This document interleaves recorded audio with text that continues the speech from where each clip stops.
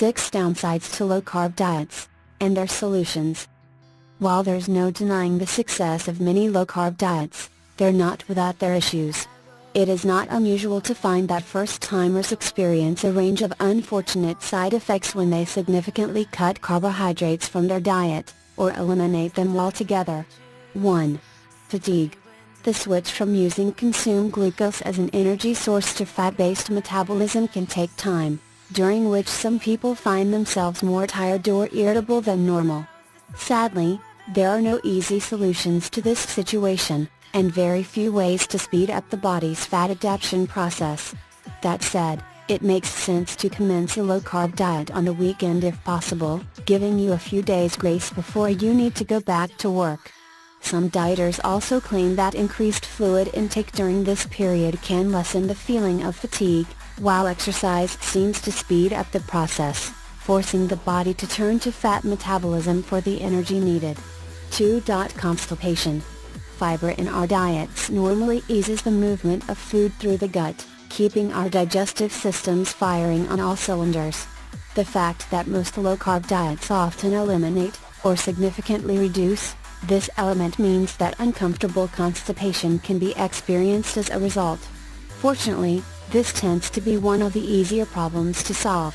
The first strategy involves consuming large volumes of water to keep your body fully hydrated. This will often make it easier for food to move through the gut. The second, and arguably just as important, step is to load up on non-starchy vegetables in your diet. Green leafy vegetables like kale, cabbage and broccoli tend to work best and are typically very low in carbohydrates. 3. Keto breath. Low-carb dieters have long experienced breath which smells unpleasant.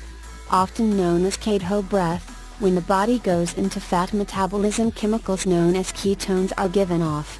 Some of these are then breathed out, creating the unpleasant scent. There are a range of cures for keto breath, though the first thing to realize is that like many other side effects, these tend to be temporary.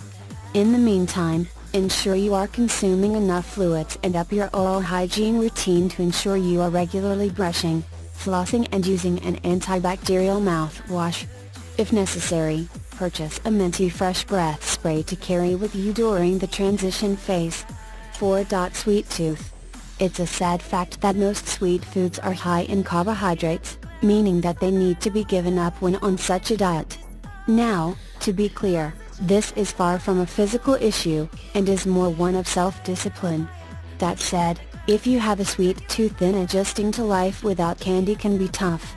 The key to not being beaten is to judiciously use small amounts of plain chocolate. Most people find that just a single square, allowed to gently dissolve in the mouth, is enough to dispense with those desires for some time to come. Just don't overdo all your hard work and end up eating the whole bar. If in doubt, keep a good quality bar on hand at home and in your bag at work just in case the desire becomes too much. It's always better to try a short-term solution like this, then carry on with your diet, than it is to give up altogether. Interestingly, even people with a sweet tooth normally find all too soon that their desire for sweet foods disappears. Speaking from my personal experience, as someone who has gone over a year without anything sweet in the past, your low-carb diet simply becomes the new norm if you stick with it long enough. You'll find that declining the bag of sweets working its way around the office becomes ever easier over time. 5. Loss of muscle mass. Low-carb dieters are at a very real risk of losing muscle mass over time. The reason is simply that maintaining muscle requires a fair amount of calories, so in a deficit the body may draw nutriment from the muscles themselves. Fortunately, it is reasonably easy to avoid this situation with correct nutrition and exercise. Firstly, when attempting a low-carb diet, be sure that you are consuming enough protein each day. 1 gram of protein per pound of body weight is recommended, in the form of high-quality protein like eggs and lean poultry. To this, low-carb dieters should add regular resistance training. Aim to use compound movements such as squats, cleans and deadlifts to activate as much muscle fiber as possible, lifting heavy weights of 70 to 90% of your 1 rep max. In doing so, you will stimulate your muscles on a regular basis, using the high levels of protein you consume to retain your current lean body mass. 6.